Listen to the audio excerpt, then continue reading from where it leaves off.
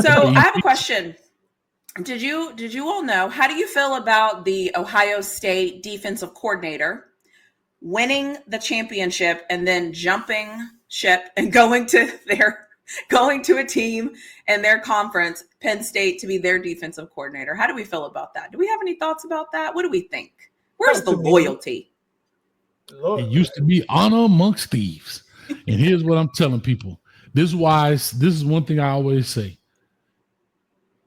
I don't know if it's money because I haven't looked up any contract things. Oh, he got paid. Oh, I wouldn't doubt it, because that's been their problem at Penn State to get over the hump. And why not steal the Achilles heel to your program right now, which is the Ohio State University, right? Mm-hmm. They brought him in. He's a DC, right? Yep. Remember, they brought him in to take over. What the other guy's name was? They hated him. And they brought him in to fix Jim Knowles to fix everything. He fixed it for what? I think he's there 2 years, if I'm not mistaken. Dips goes to Penn State, and they probably paid him. He probably making it probably around maybe $4 million, $5 million. I wouldn't doubt it. And I mean, I don't know what his number is. I'm just really kind of pulling that off the block. They said he's making about $3 million a year to be a DC, but his contract can eclipse $4 million if he reaches certain incentives and bonuses. That's what I figured that. Yeah. He's the highest paid. So $4 million at Penn State right now. Dog, think about that. $4 million. With incentive. $4 million with incentives. The basis looks like it's 3.1. Right. So think about that. You getting paid $3 million. I just sent it to you. Street. Okay. Huh? You getting paid $3 million to call defense. You don't have to shake hands, kiss babies, press conference. You ain't got to go talk to the doggone board of trustees, the president, athletic director. Like, you are literally doing half. Now, of course, everybody, oh, well, he's got to win. Yeah, you got to win if you made $300,000. Right. Like, so when people always say, "Oh, well, you got to win if you get that kind of money," you got to win, bro. As the coordinator from New Mexico State, can I say something, Hayes? Guess where he was born? Guess where he's from? Miami Gardens. Where? Yeah, city. Pennsylvania, Philadelphia. Oh, of course. Oh, and he gets to go home. That's probably what it's about. That's a no-brainer. But you know what? You said something that I didn't think about. And you said taking the coach from a team that you can't beat. Mm-hmm. That is a chess move. I didn't think about that. But that is a chess move, because not only did you take that guy, now that guy knows how they would defend you, which is important. They're on your coaching staff. Although I feel like Penn State's problem is their offense. That's a whole different conversation for a different day. But at least because Penn State always breeds really good defensive players. Well, here's the thing. It's not about how the team would defend you. It's about now how you can defend the team, because you've seen them every day. You've seen them every day. Yeah, that's true too. Ryan Day's not going to change. So now you know the ins and outs of Ryan Day's offense. Yeah. You know what he thinks. You know how he thinks. You're on the headset. You're in those meetings. You know what he likes to do on third down. So now, is he really going to go out of his wheelhouse and change up his whole game plan for that one Penn State? And now he's not comfortable, right? So that it's really more about defending Ohio State more than how Ohio State will defend you, because they're going to get a new defensive coordinator who's going to bring his own system. He's not going to know about it. But Ryan Day is going to remain the same. They're trying to get Texas's defensive coordinator. Hook 'em horns, by the way. They're trying to get PK. Yeah. Anyways. Who is PK?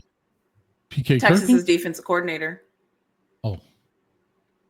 I don't know. I don't follow Texas. They ain't won nothing for. Well, your loss. Yeah, because you're too busy following losers. So Hayes, when that happens, right? When that happens, right? Did you just say take that? P. Diddy voice. Sorry. Yeah. Just go ahead, Street. Go ahead. Right? Like, is there any fear? Like, the defensive coordinator just went to Penn State, right? As a coaching staff, right? Is there any fear that this man just played against our offense? every day of the year. You know what I'm saying? They don't look at it like that. How do they deal with that? I mean, the week of the game, you'll probably talk trash. You'll use it as poster board material. You know, because he didn't walk out of there and Ryan Day didn't know what was happening.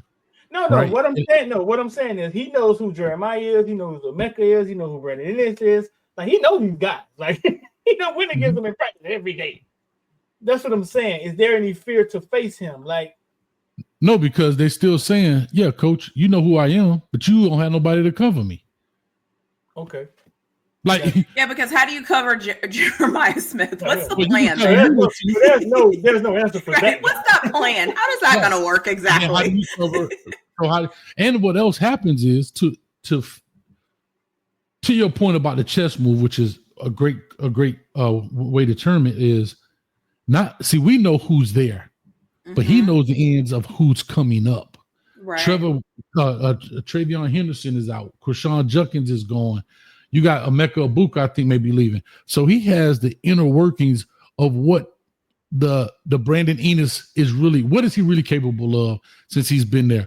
What about the Jaden Ballard, the younger cats that we don't know on tape? And I don't know what the schedule is when they play them, but they're probably playing somewhere 6, 7, 8 game of the season. But instead of waiting, you kind of have an idea because that's the game they have to get over, I think, and they feel good about Michigan too. So he's played against Michigan, so he knows Michigan, he knows Ohio State. Those are really the only two teams they're afraid of. Those are the only two teams that stop them. Yeah, because Ryan Day is still the play caller. Let's call it what it is. Ryan Day is still a play caller. Chip Kelly calls the plays, but I think it's still Ryan Day's system. And Chip Kelly's smart enough to go in and maneuver through his system. But yeah, Chip Kelly was there for a good time, not a long time. I just want to get some hard. Do we think Ryan Day's calling the plays? I think it's twofold. I think it is Ryan Day's system. He definitely has input, but Chip Kelly has less to worry about. He trusts him because he's been a head coach, been an offensive coordinator, been very good, probably implemented some of his stuff in there as well. So it kind of added to his playbook. But I think ultimately, I think Ryan Day gave him the reins, but with the blessing. So Chip Kelly was calling the plays, but it's still, I believe I would say 70 or 80% of that playbook was probably Ryan Day's playbook with a Chip Kelly twist on it, if that kind of goes. So he called the plays, but it's like I said, when you coach long enough, y'all got the same plays, bro. Now it's when do you call the plays? Like inside zone is inside zone, outside zone is outside zone. That's fair. Bro, yeah. All concept, spacing concept. You got triangle. You got all these different concepts, mesh concept levels. They all run the same stuff. Now the question is when you call it versus when you don't, and the nuances of it. But other than that, I mean, everybody run cover 3, everybody run cover 4, everybody run America's blitz. Like it's no new blitz out here, you know.